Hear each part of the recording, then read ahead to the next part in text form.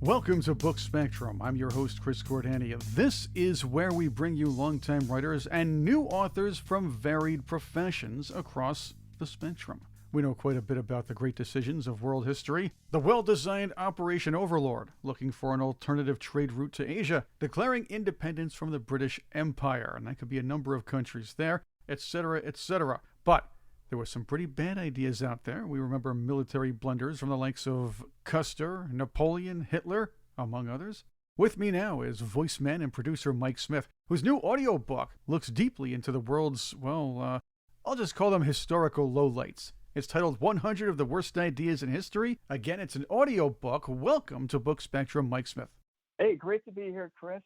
You've got a great show. I'm glad you're here, and you're like me, you're a production guy, but you've always been a history buff. What inspired you to get into history? I always did well in history in school. In fact, if I can brag for a second, Chris, I was in a school of 300 graduates. I was number 4 overall, and I was number 1 in history. It just always drew me. I always thought that the events of the past had such relevance and such resonance to the present that I think it's a mistake to ignore it and not know it, because as the old saying goes, you're bound to repeat it if you don't know it. It would be nice if people paid attention to all of that and our history. Heck, not just American history, world history, and maybe gave it some respect. Yeah, it's really, Chris, it's not even taught in school these days to any great extent. And I think that's disappointing. I think it's a very important element of any personal development. And to ignore that in curricula these days, I think, again, is sets back the knowledge base of the graduates who are coming out of school right about this time. It's sort of a disservice to them, and we can really get into that a little bit later on. I want to get to the book just a bit first, though. You could have written, Sure. Mike, you could have written 100 of the best ideas in history, but why the focus on the worst? Well, my co-author, Eric, and I are both writers. I run my own video advertising agency, as you alluded to. And Eric is a former speechwriter for President George H.W. Bush. He's written for the LA Times, New York Times, CBS News, Washington Post. So we kick around ideas all day long. And we have a great appreciation for what it takes to come up with a good idea, and a lot of empathy when that seemingly good idea goes terribly wrong. So we have just been collecting these ideas over the years in our kind of personal Rolodex. We took about 3 years of research. And the result is what you see in the book today. We're drawn to bad ideas because we feel such empathy, having come up with so many bad ideas ourselves, that I think there's a lot that can be learned from it. So that's why we sort of focused on that. And it's fun to sort of, to be honest, laugh at the misfortune of others, as long as it doesn't have any great impact on that individual or on the rest of society at large. Oh, there you go. The good thing, though, is you didn't write 100 mediocre ideas throughout history. That would probably be pretty boring. Yeah, I don't think that would have flown off the bookshelves at Barnes & Noble. I think people are drawn to a little bit of, what's it called, Schadenfreude? There we taking a go. little bit of glee in the misfortune of others. I think we're all into that to some extent, and I have to confess I am as well. Let's get into it this way. You and your co-author Eric Kassem had to bounce these ideas off each other. What was your process? How did you kind of brainstorm some of these things?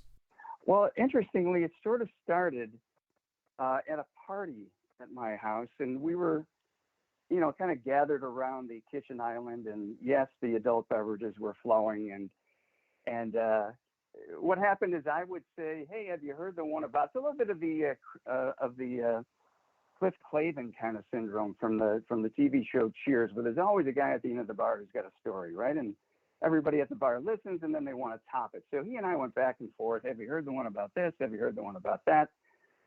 And before long, a crowd sort of gathered around us, and we're chuckling and throwing in their own ideas. And before long, I turned to Eric and said, "Hey, either this is an idea for a book or a college level drinking game. I don't know what it is, but I think there's something here." So he and I set out, and when we started, we had maybe 20 ideas in our head from the past, and we said, "No, that's just not enough for a book."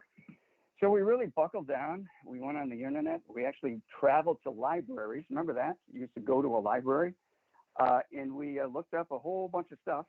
And after about 3 years, we came back with what we thought was a pretty solid 100 ideas.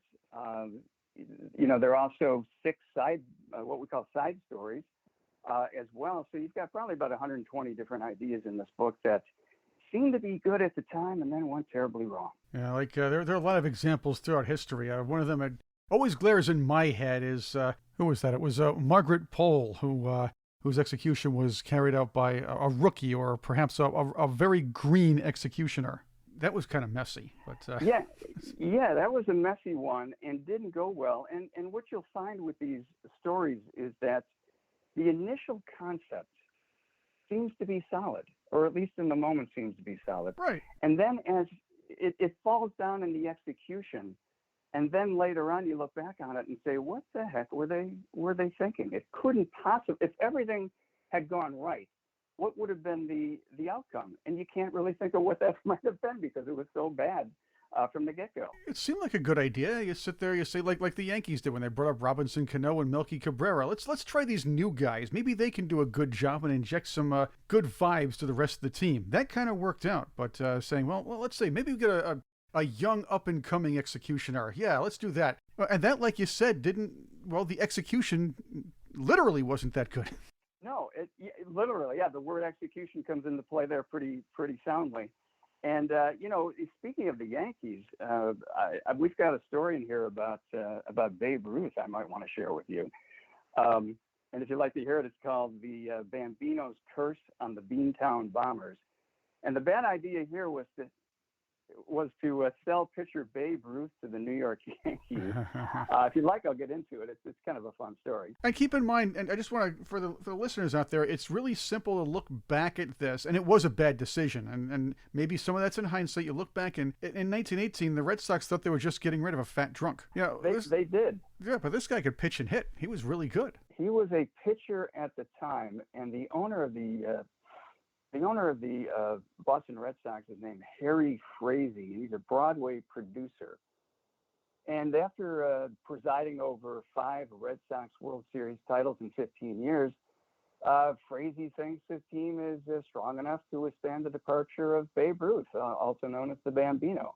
So he's scrounging for cash to finance his Broadway plays, and the Sox owner here decides to sell Ruth to the Yankees for $100,000 in cash and $300,000 in loans. Now, that's a fairly large amount of money back then, and I can see how he was tempted to do that. But he can later only gasp in disbelief as Ruth goes on to, single-handedly transform the game. He's baseball's lifetime home run leader, the most popular athlete of his day, a charter member of the Baseball Hall of Fame, in leading the formerly downtrodden Yankees to 7 championships in 15 years. And the Red Sox, on the other hand, endured 8 decades of flubs, blunders, near misses, each attributed to the curse of the Bambino, I should say, that was a big on curse. Their way to winning 0 World Series titles between Ruth's 1920 departure and 2004. Lost in all this, and Mike Smith is with me. His book is The 100 of the Worst Ideas in History. It's an audio book, so if you're listening to Mike's very cool, jaunty voice, it's much more, and it's even more fun if you listen to the book. Lost in all this, how did that play turn out? Well, he kind of sprinkled that money over a number of Broadway flops, unfortunately, for Mr. Frazee. None of them memorable. None of them went anywhere. They were mostly off Broadway, didn't even make it to Broadway. And Frazee just went to his deathbed saying, I guess I shouldn't have done that. I guess I shouldn't have sold Mr. Ruth at a time when, heck, his team was doing very well and could have continued to do well. Who would have thought, though, that 80 plus years, they would have gone without a World Series title? And the valuable lesson should be learned a little over 100 years later, which is today. The California Angels, well, I guess they're the Los Angeles Angels now. I don't even know where they are. Anaheim, whatever they are now. The Angels, they have Shohei Ohtani, a big two-way threat. He's a masher, and he is a star pitcher. Do not try to sell him to another team to finance terrible television programs or a terrible play or maybe a bad Hollywood movie. Just don't do it. Learn the lessons of the past. I agree. That's my team. I'm 8 miles away from Anaheim Stadium where I'm sitting right now. And I've met Shohei. He doesn't speak a lot of English, but he's a great guy. He's an impressive person. he's the ultimate two-way player with a quite a toolbox of skills. And you put him with Mike Trout, and you should have a good team. But my Angels, my gosh, they just don't seem to go anywhere. I used to work on that, with my production company. We did the Angels advertising for 3 or 4 years, and I am taking full credit for them winning the World Series in 2001. Well, that's even good. though I had absolutely nothing to do with it. But they had a really good team back then, and I thought it was dedicated to Gene Autry, though, right? They dedicated that to Autry because he was the well-beloved owner of the team for the long time. That's right. But this incident, it was thought to have been a pretty good idea. The Red Sox getting rid of a fat drunk and maybe facilitating some plays, opening up a position for another couple of players, or it just seemed okay. It seemed like a neat idea at the time. Some of history's bad ideas were actually well thought out, and that's what it brings me to, and could have been good ones. You have a lot of those in the book, so throw one at us. Well, I'll tell you. Here's one that seemed to be the right idea. It's called E.T.'s Mission to Mars Aborted. And this is 1981. And this bad idea comes from the chocolate-covered nuts, as we call them, at Mars Incorporated, the candy people. And they turned down perhaps the greatest product placement opportunity in movie history. So, Chris, you've seen the movie. We've all seen the movie E.T. In the film, young Elliot lures E.T., the extraterrestrial, out of hiding with a trail of candies. So E.T.'s producers approach Mars Incorporated for permission to use one of their products in the film. They figure a visitor from another planet would most likely be attracted to the most popular candy on Earth, which is M&Ms. So the space cadets, though, at Mars say no. They further state, we don't want an alien eating our candy. It's going to frighten the children. You can imagine. So now E.T.'s producers are stuck, and they scramble to find a replacement. They stumbled upon an obscure, largely unpopular candy Hershey has been struggling with called Reese's Pieces. And a deal is struck where Hershey agrees to pay absolutely nothing for placing Reese's Pieces in the film, zero.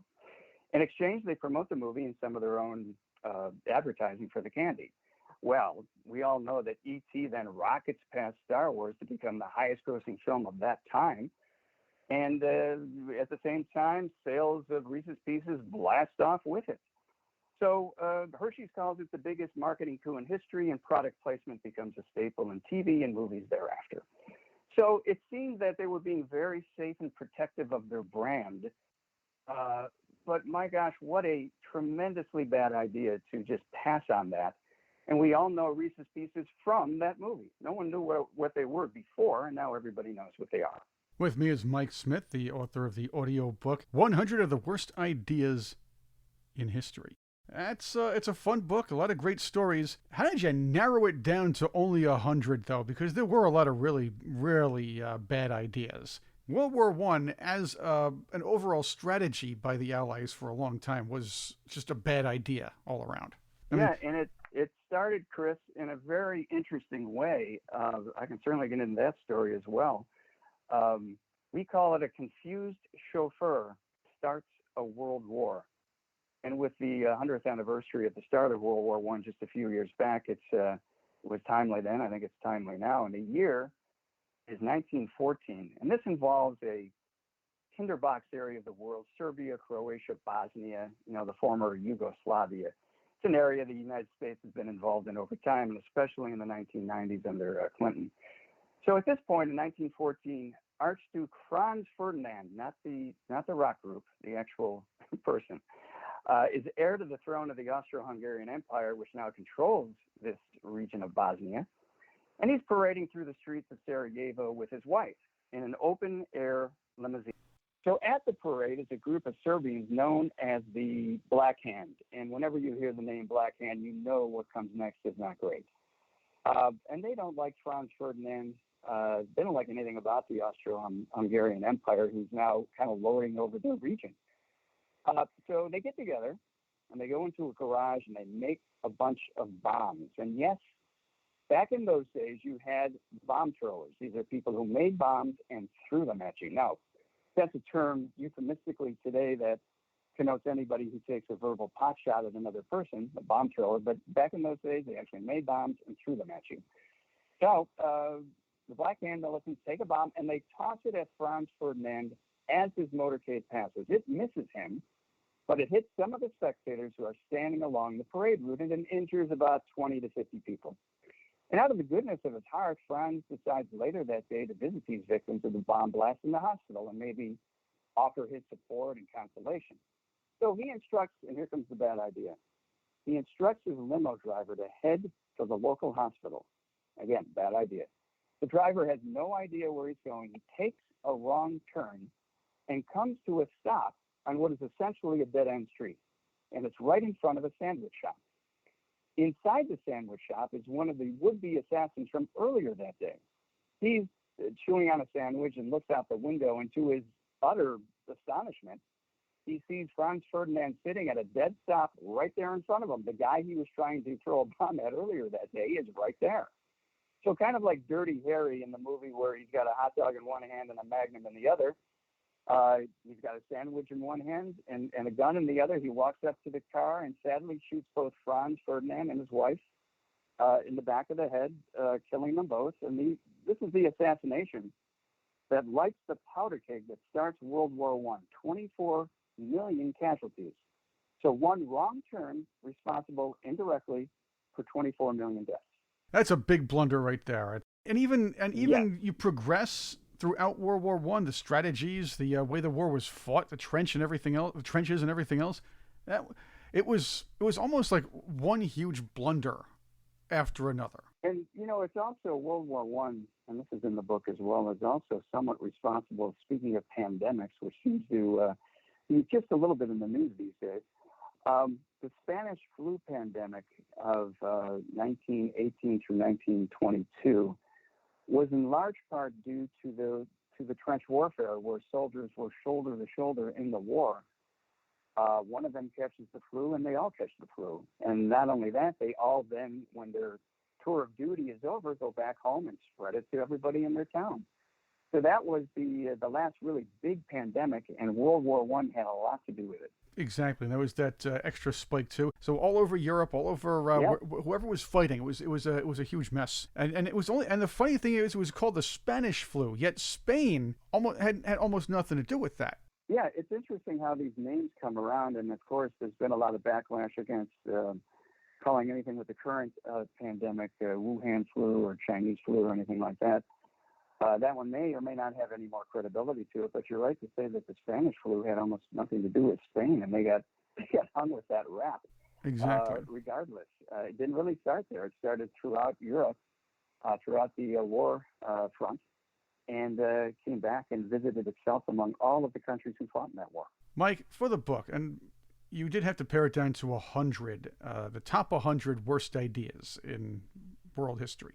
I'm a radio guy. I've been there for a long time. And one of the books I've loved was called Bubbling Under. It was about songs that didn't quite make the Billboard Top 100. Those that were maybe 101, maybe 110. Songs that were of note but didn't quite become a chart success or even a minor chart success. Having said that, what were some of the maybe bubbling under blunders, one or two of those that didn't quite make the cut? That's interesting. We were actually on the fence about quite a few of them. Speaking of DJs, I wonder, this one almost didn't make the cut, but I'd like to tell you about it anyway. And it did end up making a cut because it's about a DJ. And if you like, I'll get into it. It's under our topic of major league stupidity. Let's do it. And this is Disco Inferno Singes the Socks.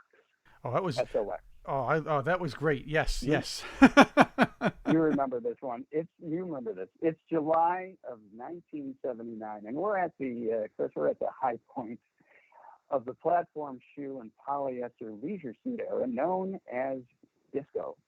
And by the way, as popular as disco was, in fact, I was a club DJ during that era, so I'm no spring chicken. Lots of people hated disco music, and that whole look at me disco attitude, especially diehard sports fans. So enter Wild Child Chicago disc jockey Steve Dahl. And he comes up with something called Disco Demolition Night. You got to hear this. And here's how it works. For just 98 cents plus a vinyl disco record, you get into a Chicago White Sox baseball doubleheader. Sounds good so far. And between games, Dow collects up the records, piles them up in the outfield, and uses explosives to blow them to smithereens. Here's the problem. Upon detonation, a crater forms in the outfield. Vinyl shards fly through the air like shrapnel. A fire erupts. Fueled by booze and weed, the disco-despising stadium crowd then spills onto the field. Others in the parking lot storm the gates, and they're on the field as well. Soon a full-scale riot is raging, with fans wrecking a batting cage, gouging infield turf, burning banners. Scores of people are injured, hundreds are arrested, and Detroit Tiger manager Sparky Anderson takes one look at the mayhem and refuses to allow his team onto the field for Game 2 of the doubleheader. And the White Sox are forced to forfeit the second game, marking the last time in history an American League team is dealt an automatic loss. One of the men behind that, actually the man who was behind that on the White Sox end, was Mike Veeck. As you know, Mike Veeck is the son of the great Bill Veeck, and both of them were famous for coming up with interesting gimmicks, interesting things to do when it came to, let's just say, making a baseball game or the experience at the stadium a bit more interesting. Those were real promo guys, and you think that might have been a good idea, except for the fact that you destroyed your field. And you lost the game, second game automatically. I think Bill Veeck was the guy who also, maybe I'm wrong about this, I believe he brought, and I guess you can't say the term midget, a little person in full uniform to the plate in a natural White Sox game to bat. Eddie Goodell. The strike zone, there it is, and because the strike zone was so small or short or narrow, whatever you want to call it, I believe the guy got a walk because they couldn't find the strike zone. The guy was crouching way down. He was only, maybe 4 feet tall to begin with. And, I believe he had elephants on the field. He had all kinds of crazy trapeze artists, and he did everything he could to get the White Sox some notoriety back in those days. Also, Eddie Goodell was told not to swing in no uncertain terms, and he wore number 1/8, by the way. He's the only guy to ever wear number 1/8 or wear a fraction as his number. That's it. Oh, that's funny. Yep. I didn't know that. That's a nice adjunct to that story. You talk about other bad ideas. I've got, we can get into any number of them, but I really like both Milli Vanilli and New Coke. I don't know if you want to get into either one of those two, but they're pretty funny bad ideas from the music world and one from the corporate world. If you're open to it, I'll hop into one of them. Sure, let's do that. And I want to interject. In hindsight, the idea of putting two pretty guys up front and having somebody else sing for them is not exactly new. I know there was CNC Music Factory that kind of did that, but they only did that for their videos. Not exactly. They didn't create an act. They kind of create a conglomerate, or let's say an arts group, whereas there would be singers and performers, but there would be beautiful models actually performing in the videos. Milli Vanilli was touring. They were just two guys, and they were really poor. And if I was in their position, I would have done it.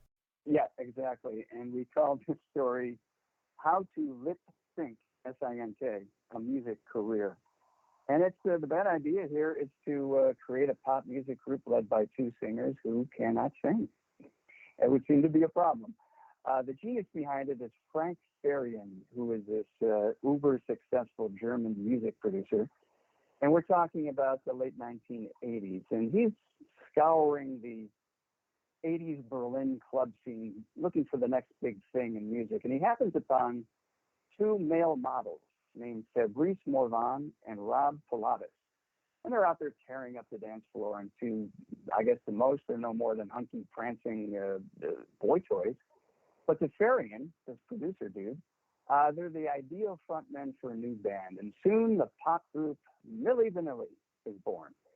And there's one problem, as I noted. Neither Rob nor Fab can sing. So to cover that rather glaring deficiency, Farian secretly hires professional vocalists to record all Milli Vanilli songs. And he directs Rob and Fab to lip sync to these recordings whenever performing live. So Milli Vanilli takes off like a we say hip hopping missile, and then just as quickly the missile explodes. At a 1989 MTV Live concert, Rob and Fab are lip syncing and gyrating to their big hit "Girl, You Know It's True." When the record skips, the recording skips, and you hear "Girl, You Know It, Girl, You Know It, Girl, You Know It." It's the same line just keeps repeating and forcing them to just lip sync that same line of the song over and over. So right there on live TV, the Milli Vanilli fraud is exposed, and outraged fans demand that the musical imposters be, as we say, strung up by their dreadlocks. Dozens of lawsuits follow. Arista Records breaks their recording contract. The Best New Artist Grammy Awards returned in shame. And their short-lived careers in disarray. Fab slips into obscurity, and Rob unfortunately dies of a drug overdose in 1998. And really, Chris, in the wake of that, it refocused attention, I think, even today on lip syncing, and critics have gone after Britney and Bieber and Beyonce, all the B's, for fake singing live performances.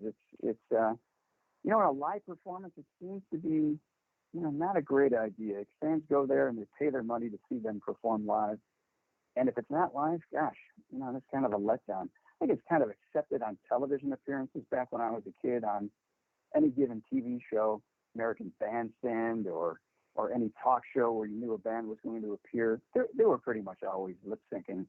But that fell out of favor, and Milli Vanilli just helped to push it over the edge. Oh, the big thing was they got the Best New Artist. The fans were deceived. Again, in something like the Archies, that was a fake band all around, or CNC Music Factory, that was a conglomerate. That was just a bunch of techs and some singers. And it was known that models were the ones performing the videos, that sort of thing. So that, you were told that these guys were actually singing. Lip syncing, again, if you think about that, that's what got Ashley Simpson in trouble when she was lip syncing at Saturday Night Live. But it was acceptable before Milli Vanilli. It was to a large extent, and I think it fell out of favor because of frankly the cost of live event tickets, live concert tickets is so high these days that when you go there, you're expecting to see a live show, not the record that you already own and that you can listen to in your car or when you're jogging.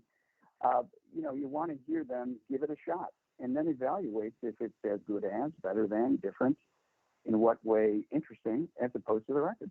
The only thing you don't want to do is you don't want to hear those auto-tune people try to sing live. They're terrible. Oh, God. They have to lip sync. But I think but even so, it's a dead giveaway that they're manufactured because of the auto-tune. Tired of auto-tune. Well, again. And we can certainly debate that kind of a concept to take somebody who can't really sing well and then not lip sync, but rather process their voice in a way that makes them sound different from the inherent talent that they have. I don't know.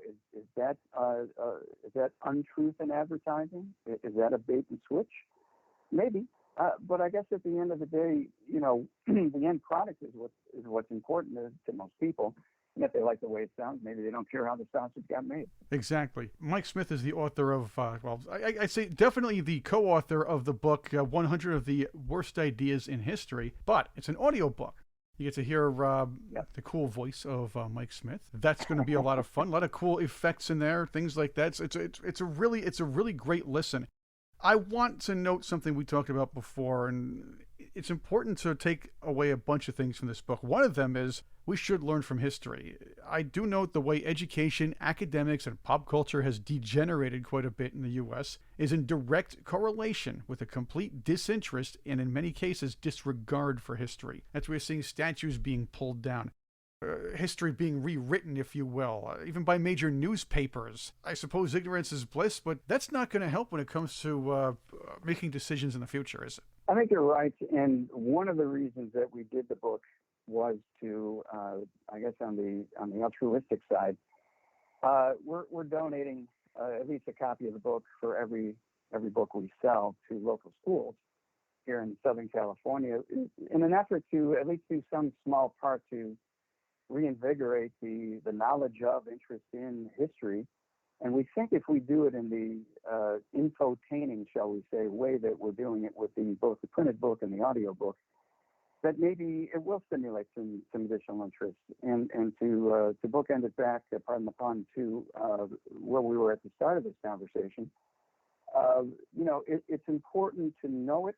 I think history comes in handy every day in my personal life and in my business when I'm dealing with people from other countries and people from other parts of this country. It's important to sort of know a little bit of the background of their culture and their mores and their language. And I think not knowing, that puts you at a real disadvantage. So that's why we're making those donations to schools. We're also planning, Chris, real quick, to put together a traveling roadshow with these stories and with audiovisual accompaniment that would travel to groups and schools. And again, in the interest of pioneering some new interest in history. It's argued that they don't get enough history as far as, or proper history being taught to them. And it's not easy, too. You're trying to cram a lot of things into a short period of time. And maybe a little extra time, maybe a nice, fun presentation of American and world history to young people will make them more interested and appreciate it. And that's a great thing you're doing. Yeah, I think, not to get too esoteric about this, but I think when you teach history based on what we call dead guys and dates, it has very little resonance with a young mind.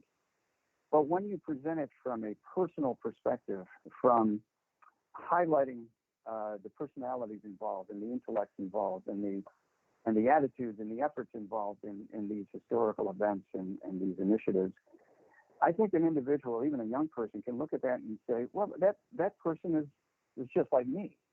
I understand where they're coming from now. So, wow, that person's involvement or starting of a world event or a product that went awry or an entertainment effort or anything in the financial world, I kind of get where they're coming from and I can relate to it. So I'm going to listen, I'm going to absorb, I'm going to learn from it, and maybe apply it to my life as I move forward. Excellent. Thank you very much for being with us here, Mike Smith, on Book Spectrum. Thank you. Once again, the title of the book, it's an audiobook. It's 100 of the Worst Ideas in History. Check it out. Where can you get it, Mike? You can get it at Audible. You can get it at Amazon, iTunes, at 100worstideas.com, and the printed book at Barnes & Noble and better retailers everywhere. And we will have links to those outlets on our website, bookspectrum.com. I'm Chris Cordani. I want to thank Mike Smith for being our guest, and I want to thank you for listening to Book Spectrum.